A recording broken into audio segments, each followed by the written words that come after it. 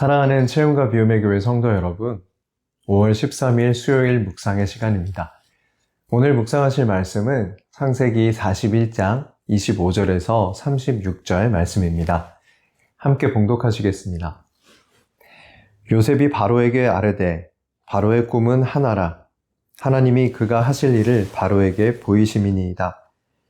7 좋은 암소는 7 해요. 7 좋은 이삭도 7 해니. 그 꿈은 하나라. 그 후에 올라온 파리하고 흉한 7 소는 7년이요. 동풍에 말라 속이 빈 7 이삭도 7해 흉년이니 내가 바로에게 이르기를 하나님이 그가 하실 일을 바로에게 보이신다 함이 이것이라. 온 애굽 땅에 7해 큰 풍년이 있겠고 후에 7해 흉년이 들므로 애굽 땅에 있던 풍년을 다 잊어버리게 되고 이 땅이 그 기근으로 망하리니 후에 든 그 흉년이 너무 심함으로 이전 풍년을 이 땅에서 기억하지 못하게 되리이다. 바로께서 꿈을 2번 겹쳐 꾸신 것은 하나님이 이 일을 정하셨습니다. 하나님이 속히 행하시리니 이제 바로께서는 명철하고 지혜 있는 사람을 택하여 애굽 땅을 다스리게 하시고 바로께서는 또 이같이 행하사 나라 안에 감독관들을 두어 그 7해 풍년에 애굽 땅의 5분의 1을 거두되 그들로 장차 올 풍년의 모든 곡물을 거두고 그 곡물을 바로의 손에 돌려 양식을 위하여 각 성읍에 쌓아두게 하소서. 이와 같이 그 곡물을 이 땅에 저장하여 애굽 땅에 임할 7해 흉년에 대비하시면 땅이 이 흉년으로 말미암아 망하지 아니하리이다. 아멘. 아무도 바로가 꾼 꿈을 해석해 주지 못했습니다. 바로의 꿈을 듣고 무언가 사안의 중대성을 느꼈기 때문일 겁니다. 점을 치면 점쟁이들은 대강 말을 하죠. 동쪽을 조심하시오. 북쪽에서 귀인이 옵니다. 이런 식이죠. 귀에 걸면 귀걸이, 코에 걸면 코걸이입니다.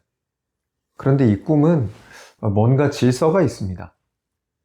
왕이 2개나 되는 비슷한 꿈을 해석하라고 내놓자 평소처럼 대충 말할 수 있는 사안이 아니라는 것을 눈치챈 것이죠. 대충 말했다가는 생명에 지장이 있는 사건입니다. 모든 점쟁이들과 지혜자들은 입을 다물었습니다. 반면에 하나님께서 깨닫게 하신 그 꿈을 가지고 요셉은 망설이지 않고 바로에게 대답합니다. 창세기 41장 25절 말씀 우리 함께 읽겠습니다. 요셉이 바로에게 아뢰되 바로의 꿈은 하나라. 하나님이 그가 하실 일을 바로에게 보이심이니이다. 요셉이 어렸을 때 꾸었던 볏집단의 꿈이나 해와 달과 11별의 꿈 해석을 형들이 모두 알고 있었던 것을 기억하십니까? 2년 전에 요셉이 왕의 술 맡은 관원과 떡 맡은 관원의 꿈을 해석했던 것을 기억하시나요? 이유는 알 수 없지만 하나님께서는 요셉에게 꿈과 그 해석을 종종 깨닫게 해주셨었습니다. 이번에도 요셉은 망설이지 않을 수 있었습니다. 하나님께서 해석을 알게 해주셨기 때문입니다. 바로가 꾸었던 2번의 꿈은 사실 하나의 꿈이었습니다. 7 좋은 암소와 7 좋은 이삭은 동일하게 7년을 가리킵니다. 그리고 그 후에 올라온 파리하고 흉한 7 소와 동풍에 말라 속이 비어버린 7 이삭은 7해 동안 발생할 흉년을 가리킵니다. 요셉은 하나님께서 바로에게 이런 꿈을 꾸게 하신 이유도 설명합니다. 창세기 41장 28절입니다. 내가 바로에게 이르기를 하나님이 그가 하실 일을 바로에게 보이신다 함이 이것이라. 이집트가 아무런 대비 없이 7년의 흉년을 당하면 어떻게 되겠습니까? 살아남을 재주가 없습니다. 미래를 예측하지 못한 정책으로 인해서 인구 대부분이 굶어 죽는 국가적인 재난 사태가 올 것입니다. 이것이 인간 지도자의 한계입니다. 1년이나 2년의 흉년은 지혜로운 지도자가 대비할 수 있겠지만 7년이나 찾아오는 흉년은 미리 알지 않는 이상 막을 방법이 없죠. 바로는 자신이 세상을 경영한다고 생각했지만 세상을 다스리시는 분은 하나님이십니다. 하나님의 통치 아래 인간들의 이런저런 소소한 판단과 결정들이 있을 뿐이죠. 요셉은 이 7년의 풍년과 7년의 흉년을 통해 하나님의 다스리심을 알아야 한다고 바로에게 말하고 있는 것입니다. 누가 요셉을 보며 10년 넘게 감옥에 갇혀 있던 죄수라고 생각하겠습니까? 하나님께서 요셉의 입술을 통해 말씀하시자 모두가 그의 말에 경청하고 있습니다. 요셉은 7년의 풍년과 7년의 흉년이 있을 것을 알려주는 데서 그치지 않았습니다. 이 재난을 앞두고 어떻게 대비해야 할지를 구체적인 수치로 제시합니다. 창세기 41장 33절에서 35절 말씀입니다.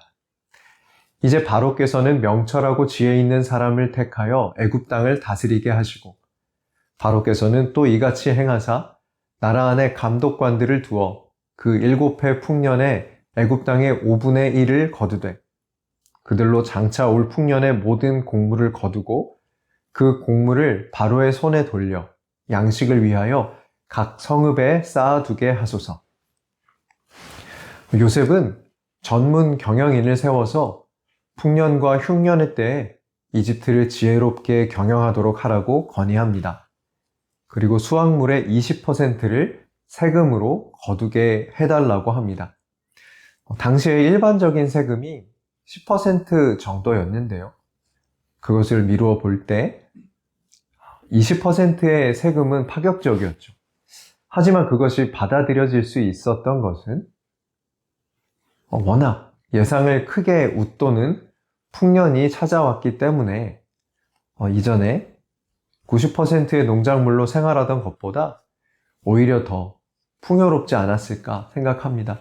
그래서 그들이 크게 반발하지 않을 수 있는 수치였던 것이죠.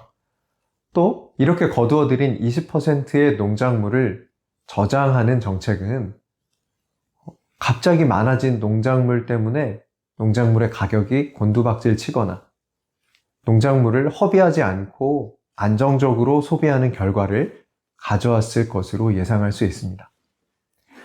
또 각 성읍에 곡물 창고를 세워서 풍년의 곡물을 효율적으로 저장하고 흉년의 백성들을 효과적으로 구제할 수 있도록 준비하라 한 것도 아주 지혜로운 해결책이었습니다.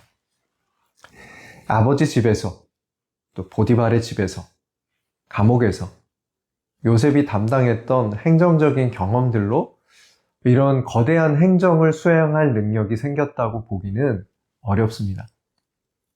하나님께서 요셉에게 꿈의 해석뿐만 아니라 흉년을 이기는 지혜까지 주신 것이죠. 이 하나님의 거대한 계획이 이제 그 윤곽을 드러냈습니다. 풍년을 통해 흉년을 대비하도록 하고 굶주려 죽는 이들이 없도록 하는 중요한 사명의 자리에 하나님께서 누구를 앉히십니까? 이제 일이 안 돼도 잘 돼도 하나님을 의지하도록 훈련된 요셉, 그 요셉이 그 자리에 세워졌습니다. 사랑하는 채움과 비움의 교회 성도 여러분, 세상은 바로가 다스리는 것처럼 보입니다. 하지만 그렇지 않죠. 하나님께서 다스리시는 곳입니다. 우연히 일어나는 일이 아니라 하나님의 계획이 실행되는 것입니다. 그분은 그분의 자녀의 삶을 다스리실 뿐이 아니고 그들이 살아가는 모든 세상을 경영하시는 분이십니다. 그 안에 구원의 역사가 오늘도 이루어지고 있습니다. 나의 오늘의 작은 상황에 일이 일비하지 않고 오늘 내가 하나님의 은혜의 자리 안에 있음을 다시 한번 기억하는 저와 여러분 되시기를 축복합니다. 다음 말씀의 시간에 뵙겠습니다.